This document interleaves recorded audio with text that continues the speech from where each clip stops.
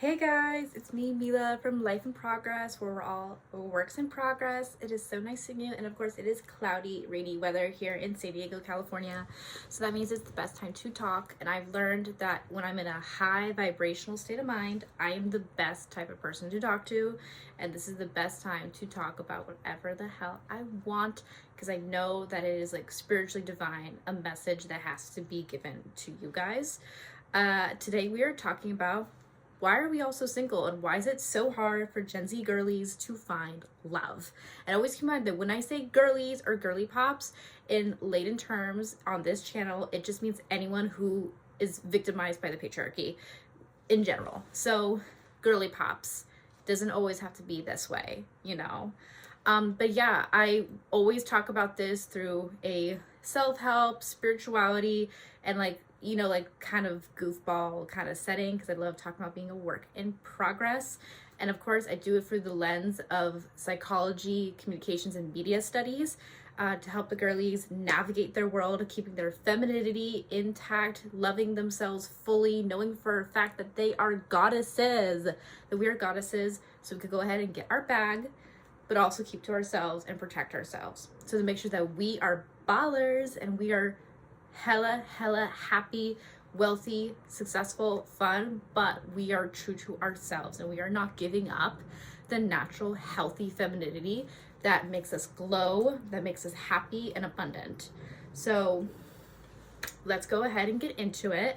I'll start off with a little bit of tidbit. I just got rejected so freaking hard yesterday. I went on a coffee date with this really cute guy who's an EMT. Like, he is so cute. Like, I was obsessed. Like, I would go to bed thinking about him, but also like I was like on my period a little, so I was like a little like in the mood for cuddling this, and I haven't cuddled with anyone for so incredibly long.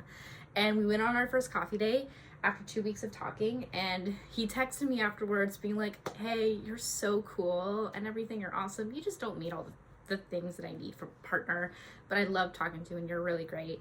And I was like, no. But then again, we didn't technically date, like date, so it wasn't like I was getting broken up with, which is great, because to this day, Mila Grace Duffy has yet to be broken up with. She's the dumpy. Kind of petty, a little funny, I do get it. But I was devastated because it was the first time in a long time that, with my heart open to love now, that I have actually been like actually attracted to someone I met on a dating app. Like, I've actually like felt enticed and just like loved and happy and giddy. That has not happened in a very long time. So it's very rare when that happens, and it just like, you know, I just feel like I missed and it wasn't fun. And it got me thinking, because I also wrote a Medium article recently on the most underrated green flags for Gen Zs dating other Gen Zs. Because I feel like that when you're a neurodivergent queen like me, or just a girly pop that maybe grew up without a father figure in the household, doesn't have a good representation of how they are supposed to be loved and what is a good partner, having that little cheat sheet is uber helpful. So today, as we're talking about why we're all single, why it's so hard for us to find love, I'm going to make sure that we have an inspiring message at the end, and I make sure that we'll have a dual purpose for this episode. So along with talking about dating apps and do's and don'ts and everything like that, and just everything around like culturally aspects of how we do, how it's so hard for us to find love and like fall in love and be happy, I'll also talk a little bit about beauty industry stuff, because of course I work in the beauty industry. I do know stuff that I am not allowed to tell people, so I'm going to do my best to not get fired. But yeah, I did hear some really juicy secrets, but we're going to keep them to ourselves, and I'll be very vague. But I'll talk about things probably like lifestyle industry trends and a little bit about the up and coming TikTok ban, because yes, it is going to go away on the 5th of April, guys. Do not forget that. Do not forget. Like, it wasn't like, it was just given a deadline. The deadline was just extended, and it's like, you know what? I'm fine with it either way. I get to focus on like Instagram and everything, and I noticed that I'm going to look at it in a positive mindset, where now when it comes to building my empire, there's less to worry about. There's less to worry about. I can chill, and I can stick to just like Insta and YouTube and be very, very chill. And I am going to live, laugh, love, deep, deep breaths, and I am going to go forward. So let's go ahead and get into it. Along with that little tidbit, I will say I have been noticing that the dating apps are a good kind of like ecosystem to talk about these two controversial corresponding trends that are happening in young people right now. We have the loneliness male epidemic, and then we have women raising their standards, taught to raise their standards. Now, I believe that us girls, this sounds hypocritical, I think girls need to have high standards, guys don't. I personally feel like as like a girl boss girly who believes in like basically being very self-sufficient, but also being in their feminine, I do think I benefit from a guy being like a provider role who wants to be that. And that's not really happening a lot nowadays. And I understand the world's changing. So there are some things to adapt to, and that's okay. But there's always somewhere for someone, and there's always someone for someone as well. We're gonna first talk about standards.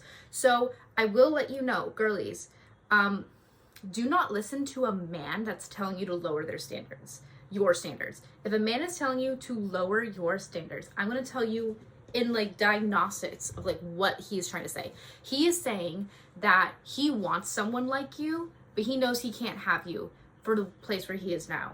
And when you say high standards, the type of standards you should set are the general things that people can change, that are a choice for people, that people can work on. So that can easily be someone who's well groomed. And first off, that's not aspirational, that's expected. And that's also something I talked about previously in my Medium article, which I will diagnose as well today. I'm gonna pull it up at the same time. And oh my gosh, it's expected, not exceptional. That's kind of how I go about it.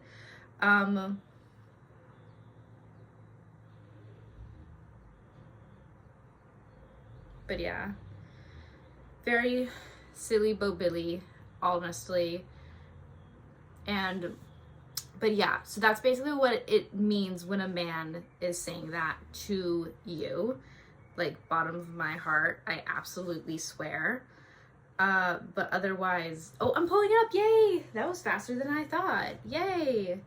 All right, expected, not exceptional, underrated, green flags for Gen Zs, dating other Gen Zs. And this is what I'm talking about. We're not talking about dating out of your age range. I personally feel like that's dangerous for me because I have quite a bit of a baby face. Like, for example, as soon as I turned 18, I went on a dating app. Worst mistake anyone can make. Those are not meant for 18-year-olds. Those are meant for 20-something-year-olds. And honestly, I am so hella traumatized. I cannot date someone older than me. I can't do something like that because of my baby face and naturally how I talk. I am worried that I'm just worried that people always have ulterior motives. And of course, because of the corn as in CORN industry, like, I feel like that plays a really big role in how a lot of guys have slight pedo tendencies, and they don't realize it because that's how they grew up. That's what they were like exposed to. Now, of course, us girls, the age range of when guys first experience is at the same range when us women, we experience erotica. So we actually have our own set of things. So, you know, we don't have to be all high and mighty about it. We have our own little thingamabob, so it's chill, especially with book talk guys. Oh my God. But yeah, raise your standards and be aware of what is a standard for you. It needs to be something that is controllable, something that people can actually work on. It can't be something that people can't control. Like, you can't say, I want someone who is like 6'5", you know, and da da da da da da da da. And I am kind of, I do have a type. You are absolutely allowed to have a type, but do not let it get intertwined with standards. But always have your standards and raise them up, because whenever people are saying that we need to lower our standards, they're trying to create this lower barrier of entry, and they're trying to say that our boundaries do not matter. And when women are told and are forced to have our boundaries not respected, there's a correlation between that and dating apps making more money, because they make more money the longer you are on that app. and there is more men on the app than there is women on apps. So for example, a few years back, there was this very controversial Bumble ad where basically, I won't get into it because it just bothers me so much, but basically it was shaming women for choosing celibacy. And if you want to choose that, that is 100% okay. It doesn't matter if it's religious or not, it is valid. And it was terrible. And this fully proves that when women's boundaries are tested, dating apps and maybe other industries will make more money. That's just how it is. That is how the world is sometimes. Stop complaining, Mila. Now we're gonna get into loneliness epidemic. Here's one cool thing that dating apps can actually do. They create a low barrier of entry. So people who maybe don't get out much, were really shy, kind of like how I used to be, it could be kind of hard, and dating apps are perfect to meet a lot of people, because also like third, secondary location places to meet people don't exist. Like there's coffee shops that, like Starbucks, they just want you in and out sometimes.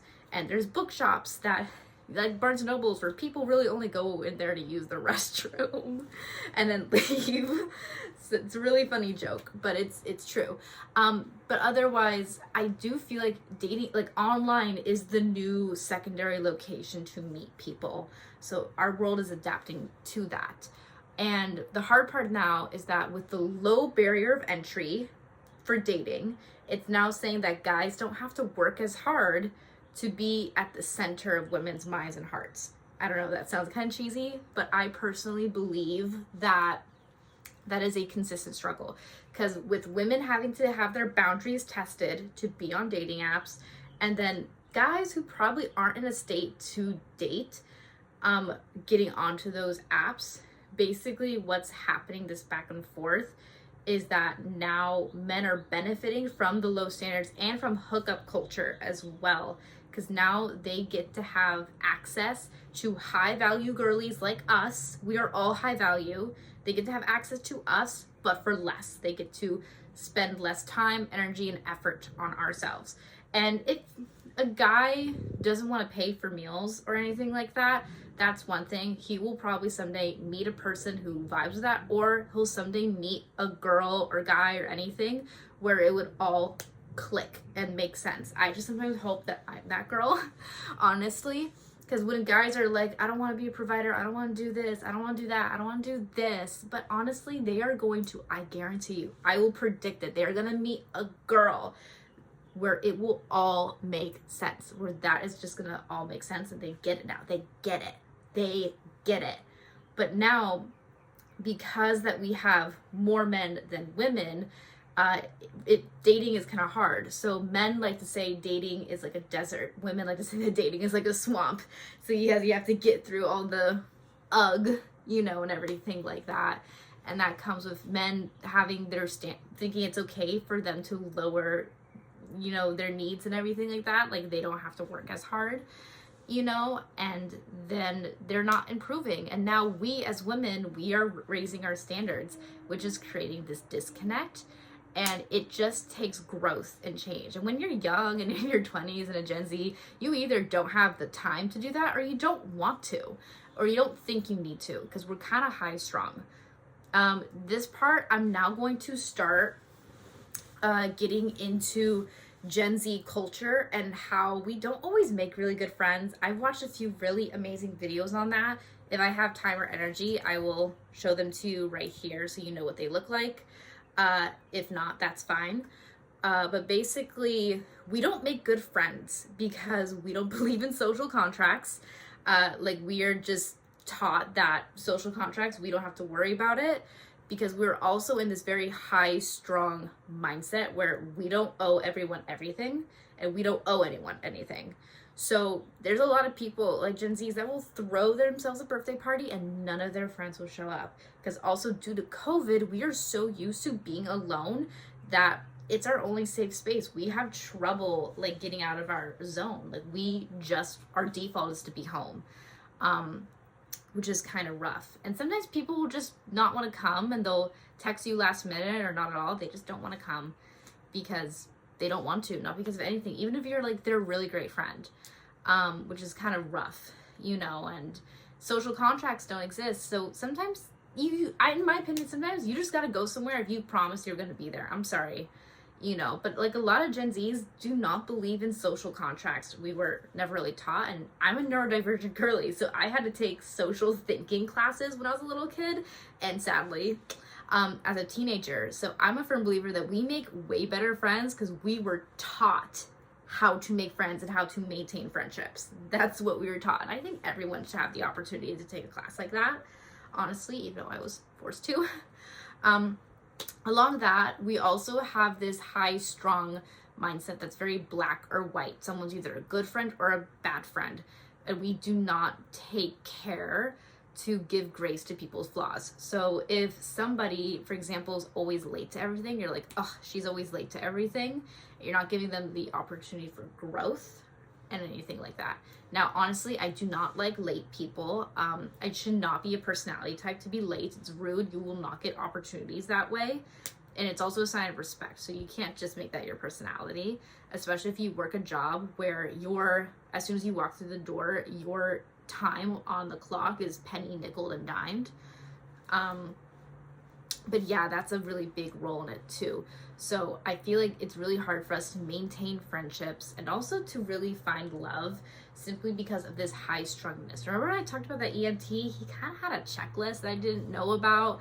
And I was like, okay, guy has a checklist. You know what? He's been in a relationship before. He's hurt. He wants to be very particular and he wants to find love. I get that. But also it's like checklist is kind of weird. And I've gotten to a point where my standards do not require a checklist in any way, shape, or form. But that's kind of where he was at. And I'm like, you know what? It's okay. I will find my person. I will find my person. I will find my person. And when I meet them and when they meet me, it's going to be like being hit by a train. Why? Because they're going to look at me and be like, oh crap, I've known you. I've known you for so long and I've just met you and I cannot let you go. This is my girl. This is my girl. And that's what I hope to have. And that's what I know I want you to have as well. So that's all the reason why I think it's really hard to find love as a Gen Z. In multitude of ways like that, because we just don't have that ability. And I was one of those girlies that really wants to like get married young. I'm 23 now. I want to marry young. I want to meet someone. I want to have like a person in my life that wants to be like the provider role so I could go and pursue my dreams, whether that's like acting or being in the beauty industry, stuff like that. And I'll someday have that. I know that a lot of women are like, no, spend as much time as you can single. And I know that's great and everything, but like I had my first kiss when I was like 19, 20, and there are some downsides, I think, to not having that experience. I remember everyone online went bonkers because there was this Ivy League study that showed that if you haven't had like one like long-term relationship before 22, you were like 10 times more likely to like never date and to die alone. But that was redacted because there wasn't a proper research and there was a correlation, not a causation, and it wasn't well researched. It was very flimsy. And thank God, because I would see people online that are like, if this is true, I'm gonna set myself on fire. And I'm like, girl, it's okay. It's okay. We are gonna promise, pinky promise, guys, we are not gonna be another statistic. Deal? I'm very anti that. Don't be another statistic. Don't be another statistic. Live, laugh, love, live and let die, yada, yada, yada, blah, blah, blah, blah, blah, blah. I am going to go and give a little tiny synopsis of what makes a good partner. Okay, so I decided I'm going to do a little short thing, and that is I'm going to teach you how to spot low self-esteem in a man. Oh my gosh, I cannot wait. Yes. And this is also on my Medium article as well. I'll keep it short and sweet so we can start getting into beauty industry stuff as well. Because I love talking about that and I want to talk about culture trends and like TikTok stuff and like a few other things. So number one is they have to prove themselves right all the time, which means that they can never be wrong. They always have to prove themselves right. Number two, they brag too much about money. 3, they judge you for being with them. I know that sounds kind of baller to say, but if you really pay attention, to like how a guy speaks to you and how he speaks on your relationship, that plays a huge role. And to get into number 4 is he doesn't think you're real, in the sense where this really matters if you are like online dating and you haven't met them in person yet, but he has such low self-esteem that he doesn't understand why you're talking to him. And that low self-esteem does not automatically equate to appreciation for you. Because number 5 is he feels the need to put others down because he feels down as well. And some girl online quoted her therapist and went kind of viral, where she says, if men don't have something, they'll take it away from their partners. If men do not have self-love, they'll take it away from their partners. If men do not have money or self-respect, they'll take it away from their partners. They'll drain you dry so they can have theirs. If men do not have self-confidence, they will take it away from you, in that sense. Because men are always in that lacking position, or should I say boys are in that lacking position. So that's a way to go about it as well. Let's go ahead and talk quickly about beauty industry stuff, and I'll keep it all fine and dandy. Let's see. I have a few predictions for beauty industry stuff that are coming around. Number 1 is I actually do think that us as consumers are not as obsessed with clean, organic, vegan stuff as we think.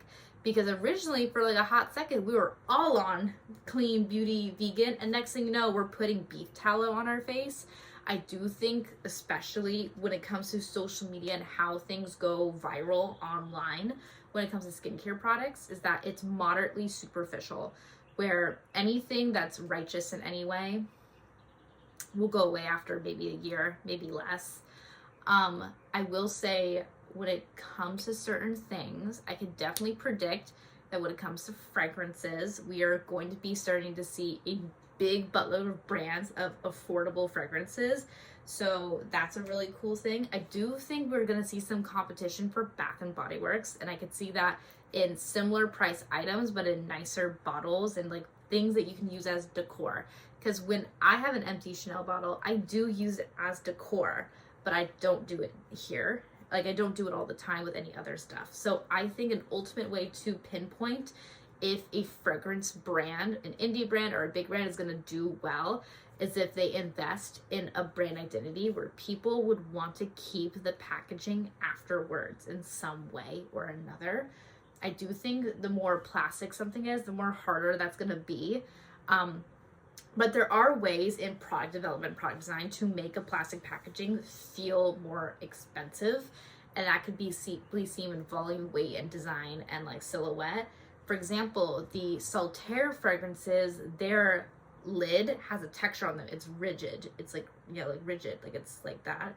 So anything like that can add some form of value to the product. That difference in texture will somehow, for a lot of people, signify a little bit more of a higher end feel instead of everything being smooth and plasticky, because it feels a little bit more custom. It's not like automatically Alibaba in a way. So if you want to make your plastic packaging feel high end, sometimes that texture is really good. Also playing around with tints and colors and simple silhouettes. Do not try to make it look expensive but have it feel like plastic. That's not a fun feeling. You're gonna have to go like through psychology, just go through that. Also, if anyone wants to recommend any products on like consumer psychology for like beauty businesses or like the beauty industry, let me know. I love talking about that stuff because I want to work in copywriting in the beauty industry at some point as like my day job, and I would be so ecstatic to go forth with that. And if anyone could recommend any good affordable microphones like on Amazon, that would also be uber helpful. But I do see affordable fragrances becoming more trendy than they are now. I also have a feeling like lip products, like brands are just making the same lip product over and over and over again. And I do think at some point it will plateau. It will come to a point where it will plateau, and everything like that. So I do sense that maybe within the next year or so as well. I also do believe Another thing that has been trending for a while is adolescent-based brands like Bubble.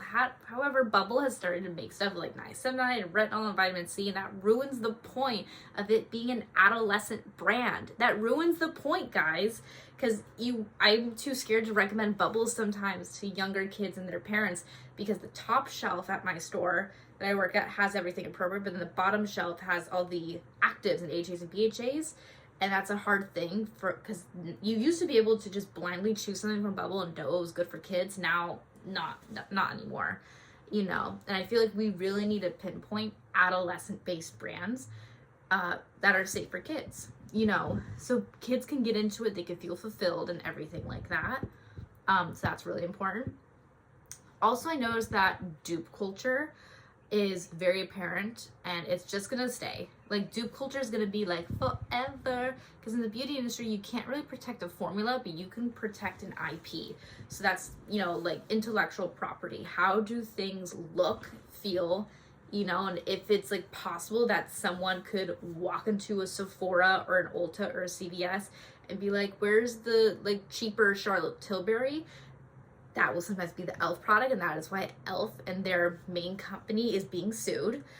It's because they're infringing on IP. You can't really infringe on a formula. It's really hard to patent a formula, because most of the time in the beauty industry, you're gonna get a lot of stuff that looks and feels and is the exact same ingredients, you know, and so forth. Nothing is truly revolutionary a lot of the times. I do sense that affordable vegan skincare is going to make its way. Like, Beekman already duped themselves and started making lines and collections for a younger audience. So now they have vegan goat milk in their stuff. So that will have the same amino acids, lactic acid, and like all that really good stuff and healthy things that build collagen and make your skin super glowy. I do use the new Bioma like phytomucin stuff with my retinol. No regrets. Makes my skin really glowy, really soft. I'm barely wearing any makeup, and no regrets with that.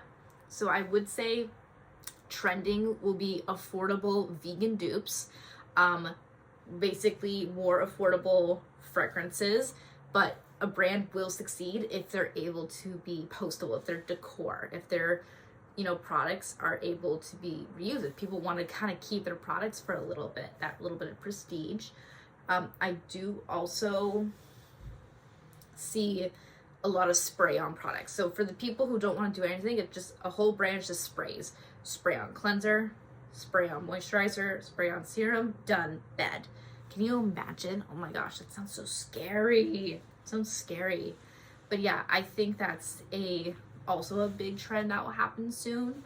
And I feel like in order for a brand to really succeed, they have to do something out of the ordinary. And that is filling a gap in the market in a very specific way.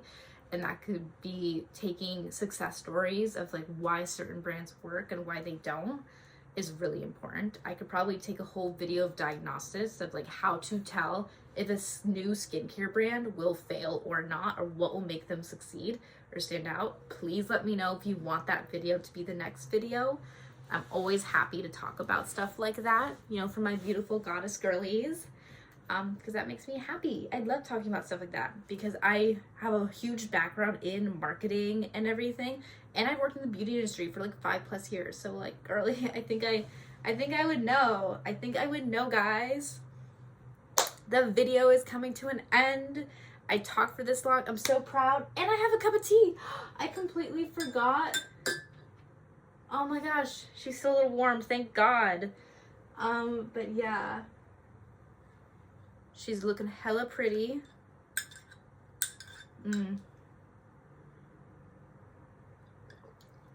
Blessed. I hope you guys have a beautiful, amazing day.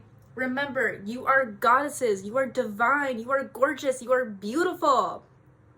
And you are worthy of princess treatment, love, success, and happiness and abundance. You are worthy of it all. So take the time, check out my page, support me. My Medium article should be linked also in the description of the video, along with other stuff as well. Check out my page and subscribe. Toodaloo. Bye, besties. Bye, girly pops.